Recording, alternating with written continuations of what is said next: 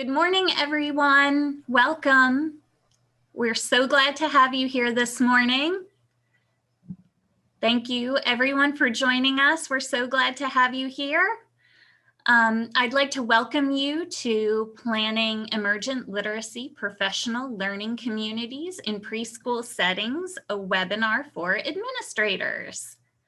I am Carly Willis with the Regional Educational Laboratory Southeast at Florida State University.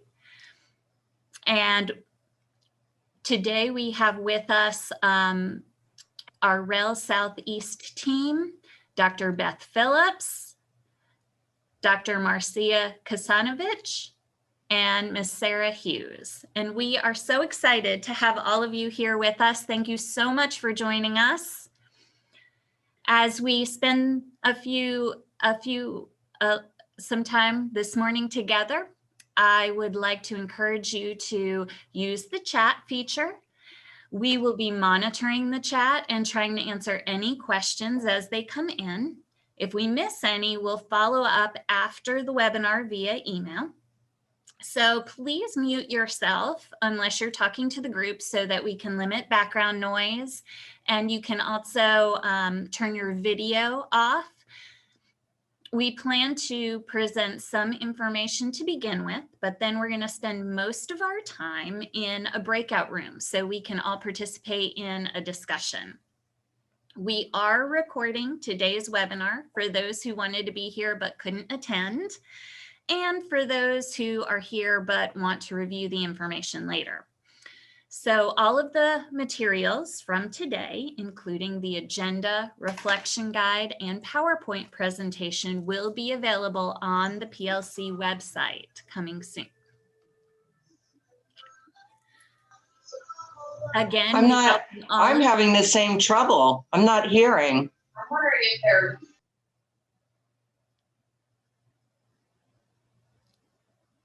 Marcia, can you hear me? Okay. Maybe Nathan can help if you're having technical difficulties. You can type in the chat and Nathan can problem solve with anyone. Yep, I sure can. Okay, great. Thank you.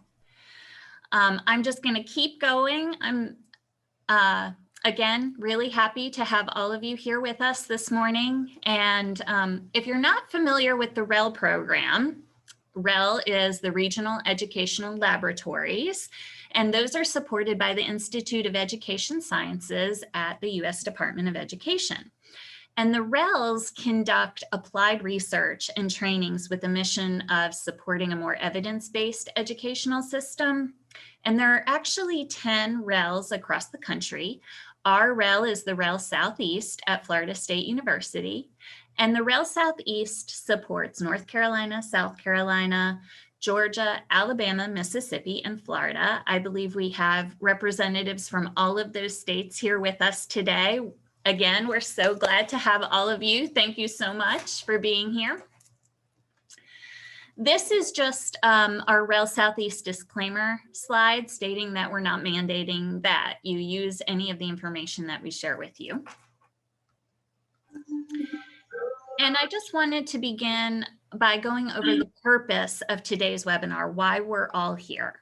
We'd like to share with you the benefits of preschool teachers engaging in professional learning communities, particularly focused on emergent literacy.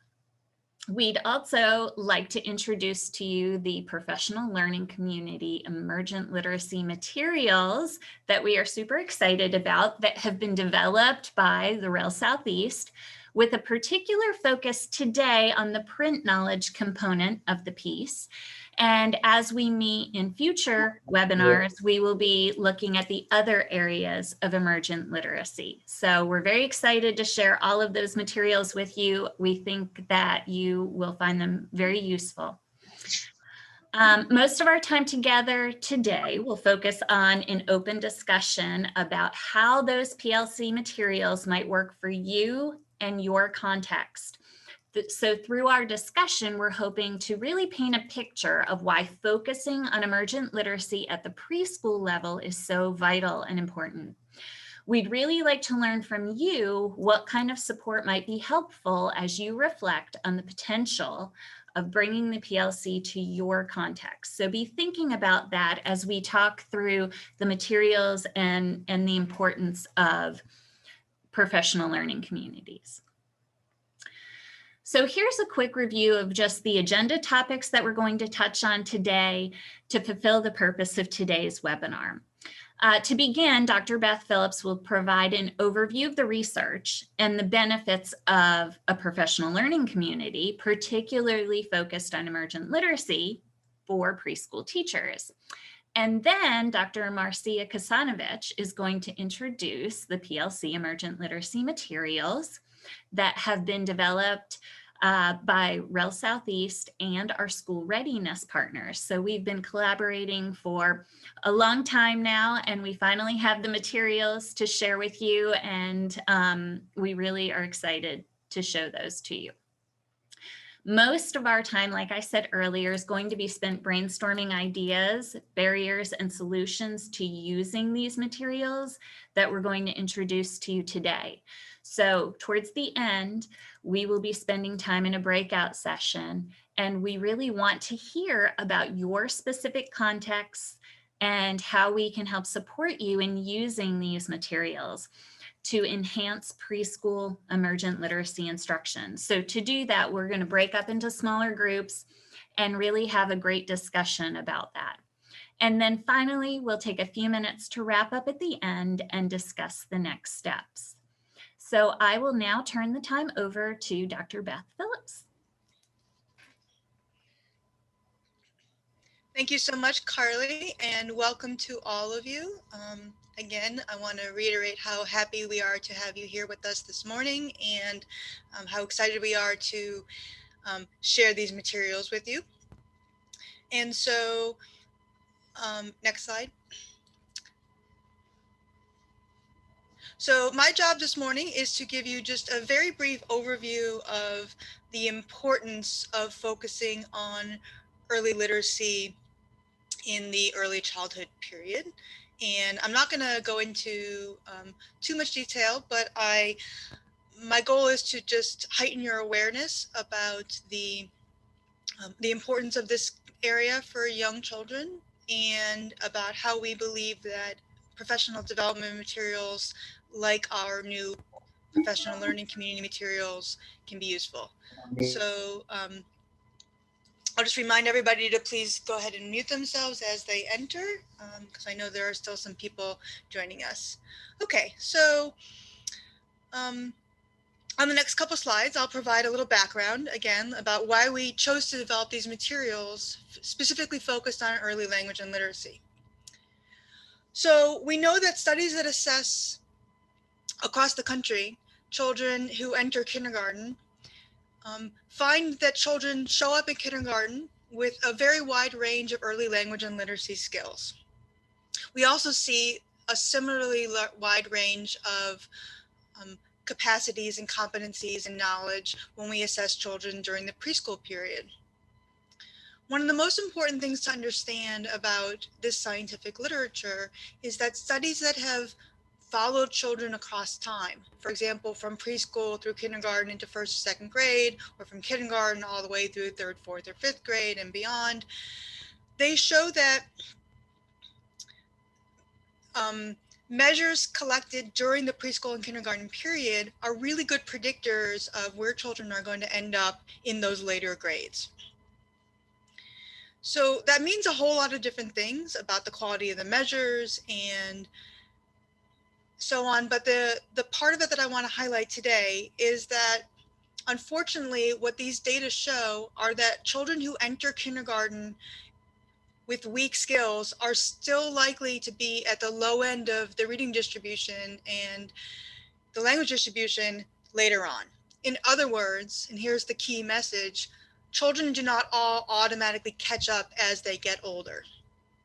So it's imperative that we give them a really great start, a strong launching pad, you might say, into formal schooling, so that they have a better capacity to do whatever catching up they can.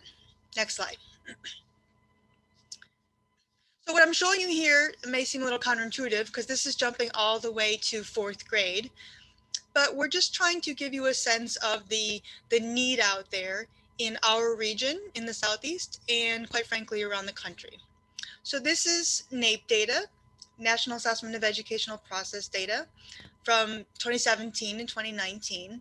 And there's a lot of numbers on here, but what I want to call your attention to are the 3rd and 4th columns showing the percentage of students in the nation and in these 6 states who were demonstrated as performing at or above the proficient level, one of the higher levels on the NAEP data. And so you can see that overall it's around 35%, and that most of the states in this region are pretty much right on or near that national average, a little above it or a little below it. So what we're not showing you here, but what is in some senses even more concerning, is that a sizable percentage of students in these states and around the country are performing much lower than this. They're performing below the basic level on the NAEP data. Among other consequences, students who perform below the basic level are really going to struggle with demonstrating the core competencies in reading that would help them to use their reading skill to learn other content areas such as social studies and science. So there really is an urgent need to get children to 4th grade doing better than the basic level, to ideally get them at or above that proficient level in the region and around the country. Next slide. All right, but it's important to stress that the goal and the emphasis is not about teaching formal conventional literacy skills in the preschool period, but rather to build the foundational skills of emergent literacy. So what's emergent literacy? Well, the main idea is that emergent literacy are these foundational skills that will support children's later mastery of conventional literacy skills. Conventional literacy skills would include decoding, reading comprehension, and also connect to conventional writing skills such as spelling and composition. Having really good emergent literacy skills means having strong oral language skills, a big vocabulary, and facility with connecting words together in sentences and phrases and entire dialogues. It also means the capacity to know letter names and letter sounds and understand how print works to communicate language, and to have good phonological awareness skills, the capacity to manipulate the sounds within words, which is critically important for building later decoding skills. Children with stronger skills in the preschool period in all of these different areas are going to have an easier time mastering conventional literacy and writing skills later on. All of these emergent literacy skills, in some way or another, begin developing from birth, especially the language skills, but they're also all substantially assisted in their development when we help them along with intentional instruction, especially when we help them along with intentional instruction during this critical early childhood period. Next slide.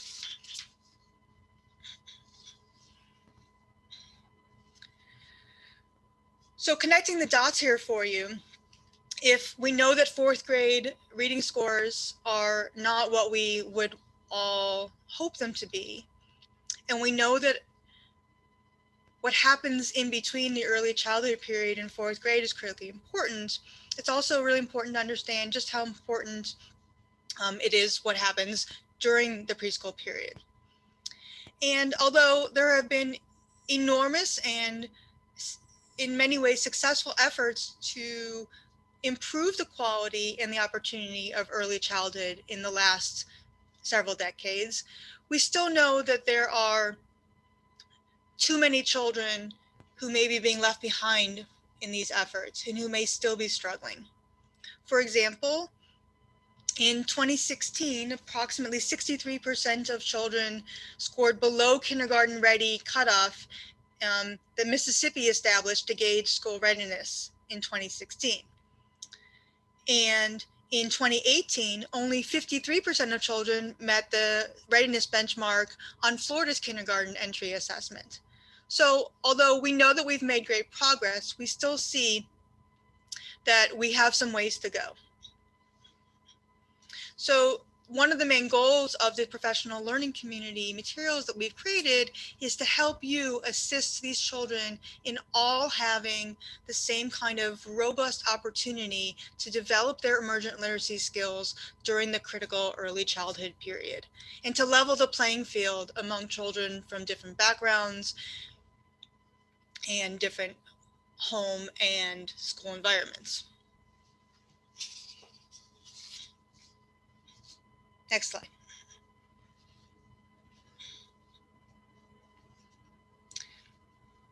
So we know that this is not an easy mission to accomplish. We know that there are many children who will require a substantial amount of assistance in meeting their potential to master emergent literacy and then eventually conventional literacy. And we also know that sometimes there can almost be too much information out there scattered across lots of resources, and that it can be overwhelming to know what resources to rely on to support your mission as educators in your quest to support the needs of all of these children. So for example, it's been 12 years since the release of the National Early Literacy Panel report back in 2008 that really put a very fine point on how important this time period was for developing children's skills, and started to give us some really good information about what kinds of activities and instructional strategies during the early childhood period would be most beneficial in supporting the oral language, print knowledge, and phonological awareness of these children in this developmental period. But we know that we still need to make more progress in sharing the knowledge in the NELP report and in all the research that's been conducted subsequently with the broad community of educators. And so our primary goal in developing these professional learning community materials is to put in one place as much of this really solid information as we can.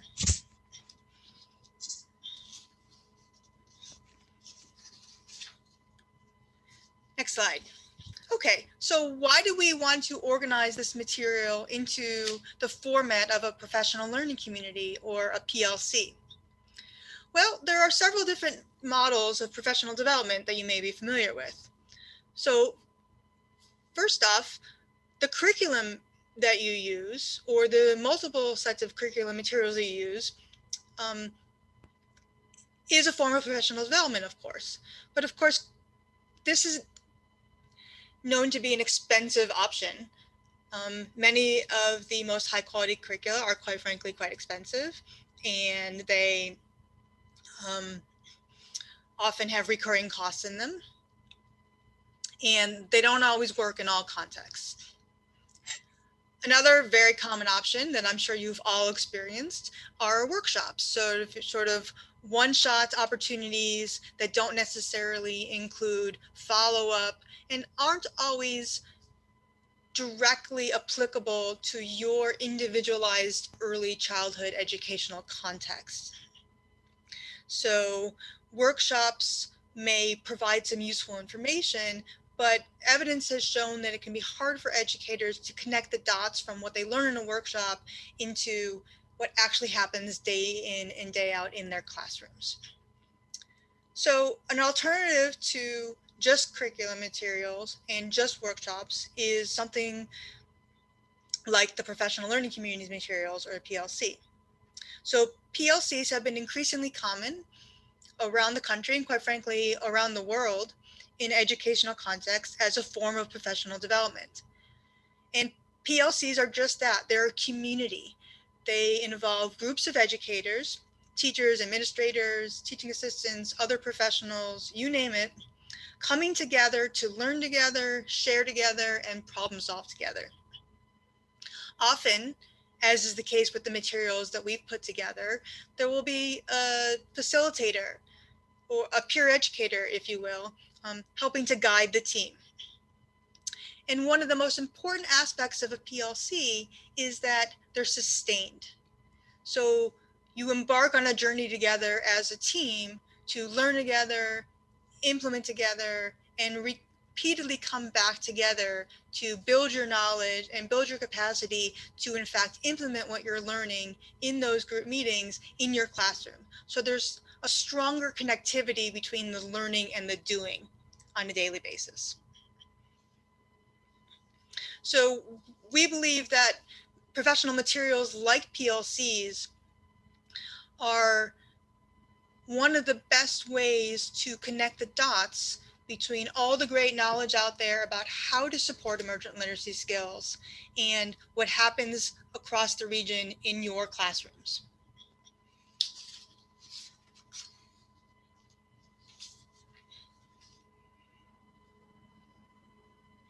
So some of the aspects of PLC that I want to highlight, which will connect it directly to what Dr. Kasanovich is about to tell you about our PLC, is that PLCs will include knowledge building and strategy building content. So for example, PLCs will include readings and activities to guide knowledge development. And they will include opportunities to understand how to translate that knowledge into practice. So for example, with example activities or with video models of strategies in action in real classrooms, in authentic contexts with real children. And a high quality PLC will include opportunities for educators to discuss and plan together and think about how to facilitate, as I said before, the actual implementation of the knowledge into the classroom. So Marcia, can you actually go back one slide? Sorry. I got a little ahead of myself there, but to learn more about PLCs in general, we a little while ago created an interactive infographic that I'm showing you the link here. And again, just as a reminder, these slides will be available to you later on, where you can learn about some of the core features of professional learning communities and especially about this particular professional learning community. And so we encourage you to take a look at that infographic. It's got all kinds of really awesome links embedded in it that you can learn more about PLCs, and then you can connect what you learn there with what we'll show you about this particular PLC in specific. Okay, thanks, Marcia.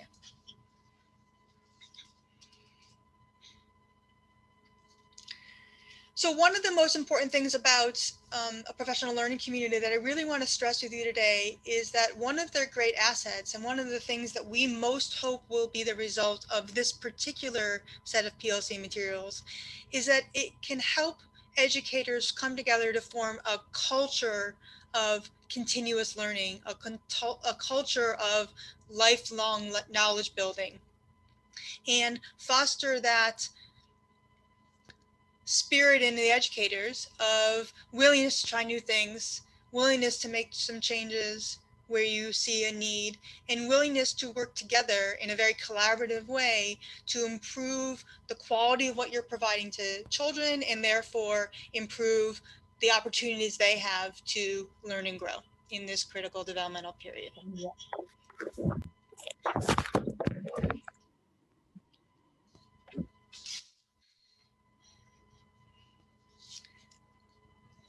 All right, next slide.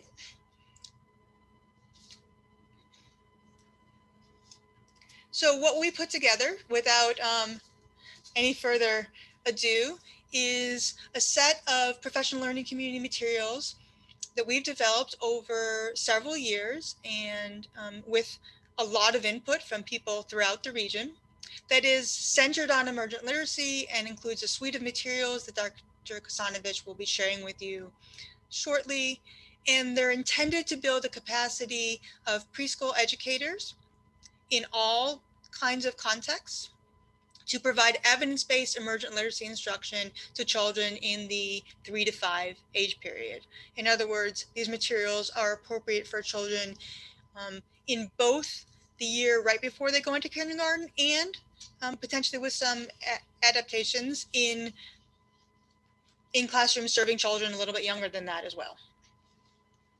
And that's particularly important because we know that out there in the real world that often there are classes with mixed age groups, and we intentionally made sure that we develop these materials to fit the needs of teachers who have mostly 4s and 5s, mostly 4s, 3s and 4s, older 3s, and so on and so forth.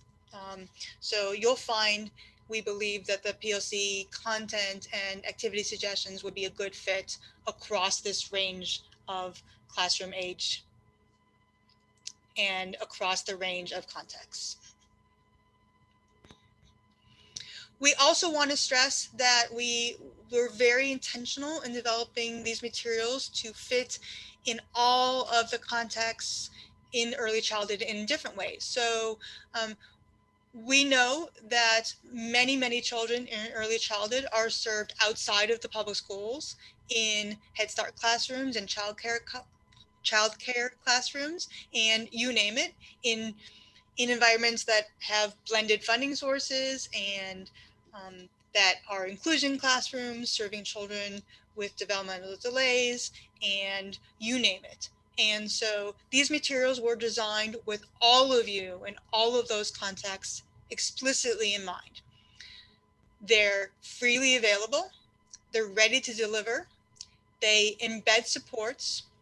They're flexible in the sense that you can split sessions up, you can combine sessions together, you can elongate, you can shrink, and so on and so forth. And they're user-friendly as much as possible. We really tried to make it so that you could, in many ways, grab and go and begin your journey with the PLC. So without further ado, I'm going to pass the baton off to Dr. Ksanovich to share with us more specifics about the content of these PLC materials. Thank you, Beth. Can you hear me? Beth, can you hear me? Okay, good. Well, welcome everybody. Thank you so much for taking the time to be with us today. We were hoping that we would have at least 50, and we have many more participants than that. So we are thrilled and excited, and thank you for sharing part of your morning with us. I'd like to share with you an overview of the PLC Emergent Literacy materials. As you can tell, this is an overview of the sessions and the model and the modules and the sessions. So we have 4 modules. Print knowledge is the first module, phonological awareness is the second one, vocabulary is the third, and oral language is the fourth.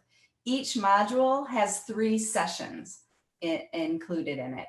And so, and the first 2 sessions in each module take about 90 minutes each, and the last session of each module takes about 60 minutes.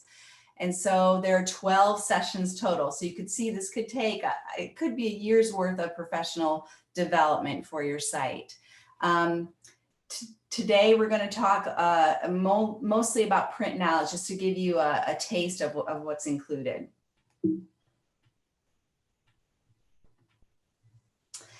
This is a description of the 5-step process that you'll find in each session of the materials. So each session walks through these 5 steps. It's and very briefly, the first step is just to debrief. What have you done since our last session? How did you reflect on it? Just kind of debriefing session. And then the next step is to define and discuss session goals. So the facilitator, it's kind of like, this is where we've been and this is where we're going. And then the third step is to learn and confirm. So participants who are the preschool teachers explore new practices and compare them to what they're currently doing. And they're experiencing these new instructional practices through models, videos, and through discussions. The 4th step of each session is to collaborate and practice. So this is where they work in pairs or small groups to actually implement the instructional practice, and then they reflect and talk about how it went. And then the fifth step is when they reflect on what they learned during that session. They make a plan for what they're going to do before the next session. And then between sessions, they implement that plan. So that those 5 steps are through each session. Each module, so for example, print knowledge, comprises 4 resources. So there's a facilitator guide, there's a PowerPoint presentation with speaker notes for the facilitator, there are classroom videos, and there's a participant guide. And I'll briefly talk about what's included in each of these. So in the facilitator guide, this enables a facilitator to guide a team of preschool teachers through the emergent literacy session. So it's a framework for how to guide teachers through each session. It explains the 5-step process. It provides a step-by-step plan for the facilitator on how to prepare for each session, what to read, which materials to gather and prepare, and which videos to queue up. And it also includes the PowerPoint slides with the speaker notes right in the facilitator guide itself. So it's important as you're thinking about maybe bringing this to your site, thinking about who could facilitate this. And when you think about who might be able to do that, we would recommend that it be someone with a background in emergent literacy and someone who is has the ability to relate really well with adult learners and has good communication skills. This is an example of the slide. So you see the slide at the top and then the speaker notes at the bottom. So we have notes for the facilitator, and then not that you have to say this verbatim, but talking points for what's on the slide. So that is part of the PowerPoint presentation. And each PowerPoint presentation includes the 3 sessions.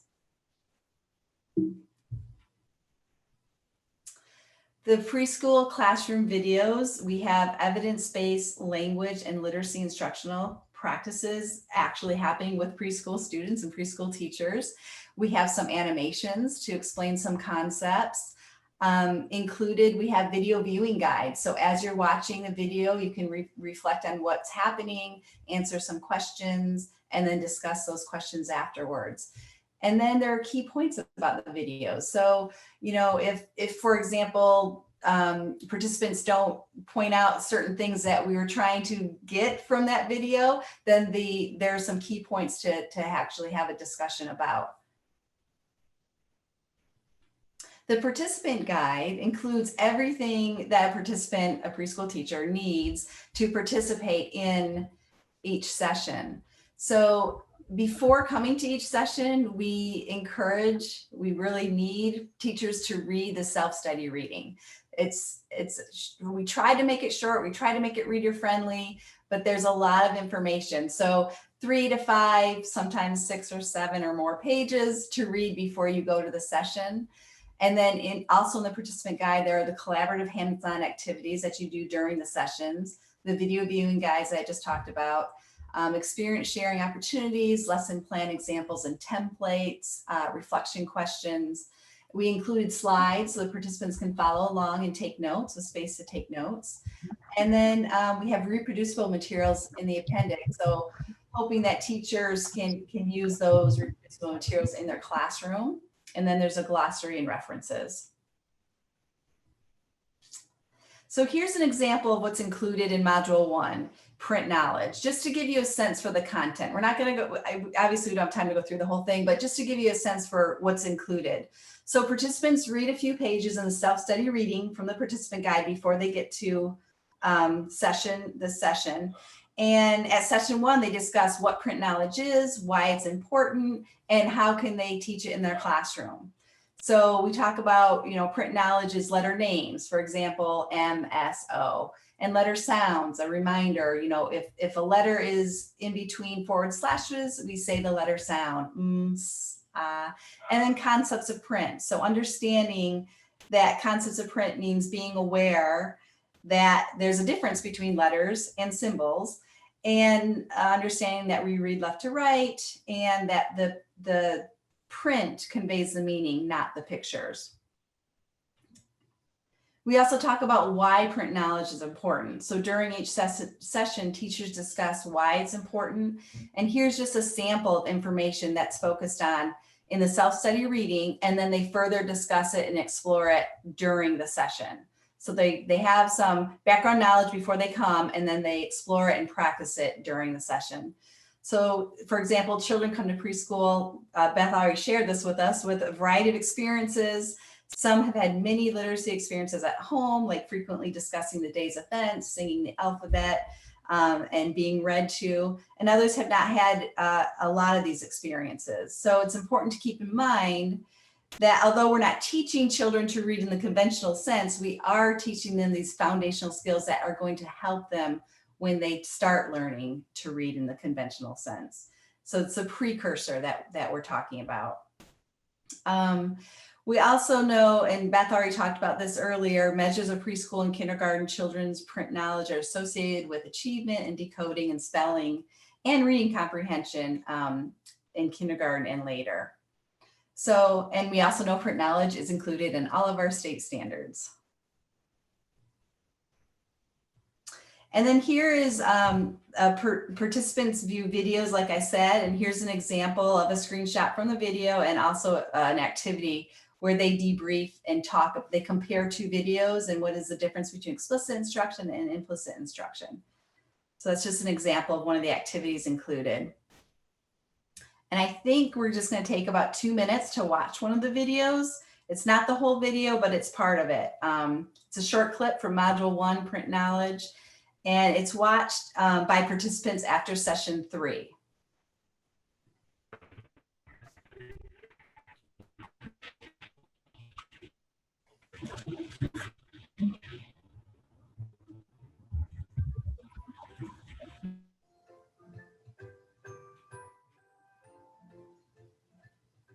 Explicitly teaching letter names and letter sounds in small group lessons allows teachers to differentiate instruction, focusing on that group of children's unknown letters. While explicitly teaching letter names and sounds, teachers use concise, specific language that is related directly to the lesson objective, which in this video is introducing the letter M. Teacher and children work closely together to find the target letters.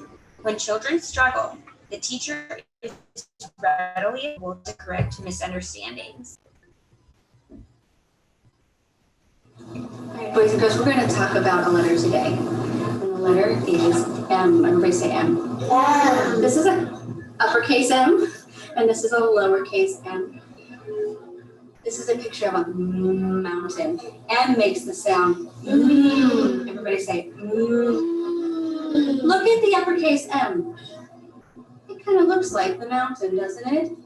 Well, that could be a way to help you remember. M looks like a mountain. Uppercase M. Say uppercase M. Uppercase M. Lowercase m. Lowercase m. M says very good. We have Madeline in our group today. Madeline's name begins with a M. Do you hear it? Madeline. Do you hear the M? Yes. We're going to do a fun activity. I put all kinds of letters up here. And I am going to have you find a uppercase M or a lowercase m. When you find the letter, this is what I want you to do. Watch. This is a M. M. M says Is that an uppercase or lowercase? Uppercase. Uppercase. When you find the letter, you're going to put it over here by our mountain. Are you ready? Skylar, can you come find an M for me? Is that an uppercase or a lowercase? Lowercase M. Can you trace it for me? What's it say?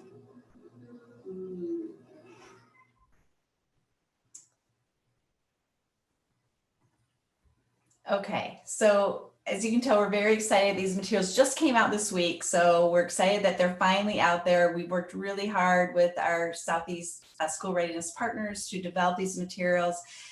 And we have so many people. If you have questions, we encourage you to put them in the chat and we will try to answer them as we go. But for right now, I want to give us a setup for our breakout discussion. So each of us, Beth, Carly, Sarah, and myself will be in each breakout room. So there'll be 4 breakout rooms. And Nathan is going to send us to our breakout room. So you'll get a little message on your screen and please accept it to go to the breakout room. And then we'll get a countdown when we come back. So we're going to spend about 30 minutes in our breakout room discussing. We have some guiding questions that we will discuss. But please accept when Nathan sends us to a breakout room. And then when you come back, we'll come back and debrief a little bit and talk about next steps. All right. So Nathan, are you ready for us? I am ready. I will open up the rooms right now. All right, it looks like just about everybody's back now. Okay, as long as Sarah's back, I think we can go over our highlights from our breakout room discussion. I think we could have had that breakout room discussion for the whole session. We had a lot of great ideas in our breakout room. Is Sarah back? I'm back. Okay. Hi, everybody. Welcome back from the breakout rooms. Thanks, Marcia. So we hope that the reflection guide provided some, I don't know, just kind of got your juices flowing a little bit to think about the questions that you might have to consider before thinking about how to kind of use these PLC materials. So to wrap up, so we'll start to wrap up. We're going to highlight some key ideas that came out in each of the breakout rooms. So we kind of spent most of our time, as probably the other breakout rooms did also, on the organizing question number 1, which is, what is the current state of print knowledge instruction in my context? So we talked a lot about how, not all teachers come with the experiences or having had the opportunity to provide explicit emergent literacy instruction in print knowledge. And on the other hand, there were a lot of sharing about how how the administrators see print knowledge being shared in the classroom. For example, using students' first names, talking about first letters during big book sharing. So lots of examples kind of bubbled up for our group there. The other thing that we talked a lot about is, that there's a little bit of a concern that teachers, while they need to be intentional, they also need to be responsive to what's happening in classrooms. So, we were talking a little bit kind of about getting back to basics in terms of pedagogy. And sometimes there's a little bit of a fear or concern that some teachers might feel way overburdened by things like, multiple assessments, and then they get kind of bogged down by trying to make sure that they're fulfilling an assessment, which might take up a lot of time during their day. When what we're all hoping for is that children and teachers and children with each other are immersed in meaningful, contextual conversations all day long. So those are some of the highlights. We talked a little bit about the next question, and our group was feeling like they would want to kind of serve as a facilitator to start. That they were seeing themselves as possibly sort of the first go, and then picking up and then actually kind of doing their own modeling for maybe a strong teacher who might then take it on. So those are some of the highlights. I'm going to pass it on. Who wants to go next? Should I pass it on to Beth? Sure. Thank you, Sarah, and thank you, Marcia. So unfortunately, my group had a little bit of a technical difficulty in the breakout room, so I left them additional time to reflect while I had some technical problems. But so my group spent some time reflecting on section 1, but we also had some questions and comments related to section 2 of the reflection guide that I wanted to share, because I'm sure these were some thoughts that people in other rooms had as well. There was, of course, the ever-present question about how teachers can make time to implement these sessions. And so I will share with everyone what I share with my group, which is that we worked hard, we think, to design the PLC sessions to be flexible and sort of collapsible and stretchable, so that you can divide PLC sessions in half, you can stretch them out across longer periods of time. We do encourage people to go in order through the modules, but beyond that, there is embedded a great deal of flexibility to try to accommodate the reality of limited time. There were also some questions in my room about how these materials differ from other PD that is already out there. Most of these questions came from Florida in terms of some courses that early childhood educators in Florida are particularly familiar with. And what I tried to stress is that we certainly know that there are other great materials out there, and we see these as complementary.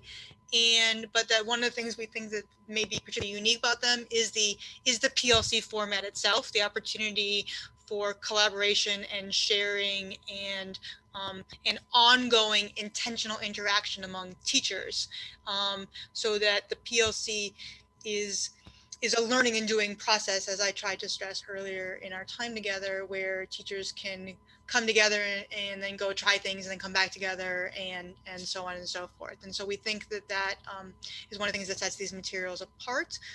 Certainly not that there aren't other great materials out there. And of course, there were some questions that came up about CEUs in my room, which also came up earlier in the general chat box.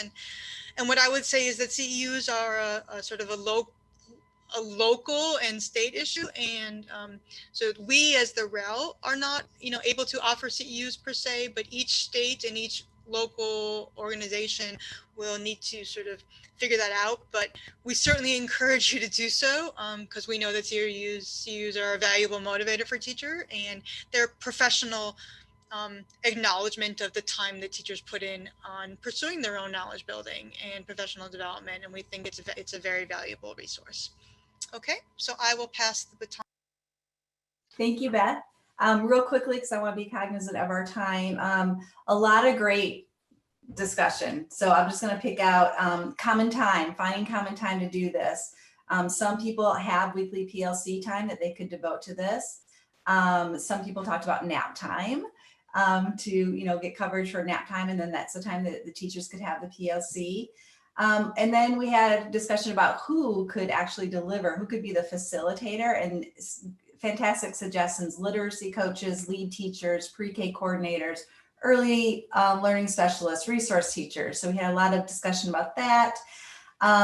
South Carolina shared they have a state level train the trainer structure already set up, so they could roll this out in a regional way.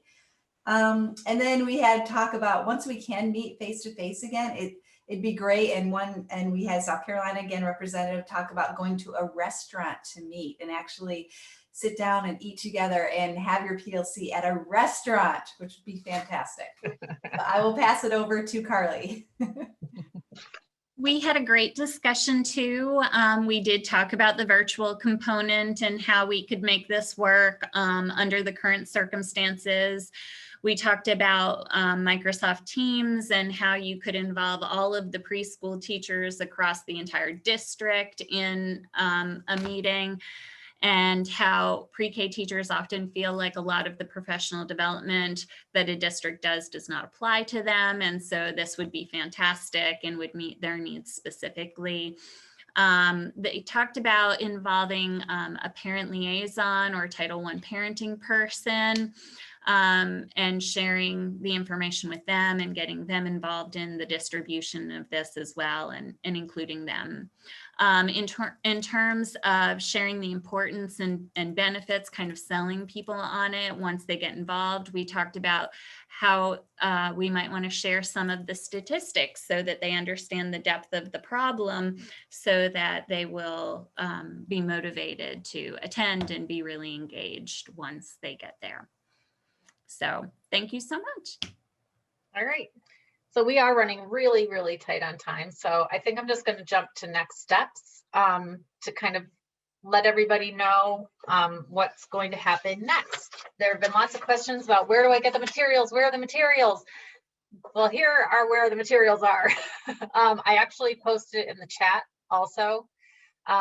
You could see the link there. So if you want to quickly bookmark that page, Marcia, do you think we have time to quickly share? Should I do it? Sure, she says. Yes, yes. Sure, she says. Do I have to stop sharing? Are you good? Yep, you got it.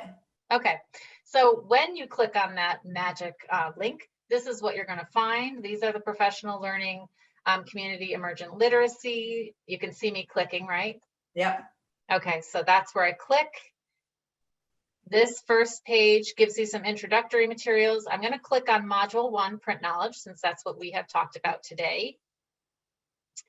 And this is where everything is. So you have the participant guide, it's downloadable, the facilitator guide, the actual PowerPoint presentation, it's in PowerPoint, so you can make your own notes on the slides as the facilitators wish. And then here are where all of the videos live. Okay.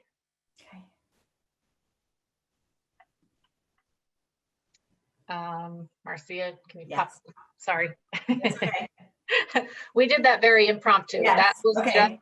that was live as of yesterday. So please take some time and go and check it out. And I have actually your state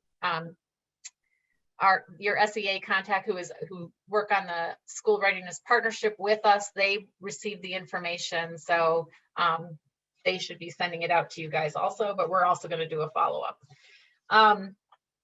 Okay, so next steps are, we have a second webinar for this series for administrators, which will focus on the next module area, which is phonological awareness. We will be doing a much more kind of a quicker introduction, and we'll be diving more into the content for the phonological awareness since we've kind of already handled the introduction. So mark your calendars now for April 5th, just to make yourself a note, and we will be sending out invitation. And now we're going to ask everyone to please, let's see, Nathan just shared a link for a feedback survey. We want to take about 1 minute for you to please click on that link, open it, start filling it out. We know how hard it is. Once we leave each other to actually do that. So we're going to nudge you to please fill out that survey, because that really helps us so that we can better prepare for the next webinar with all of you.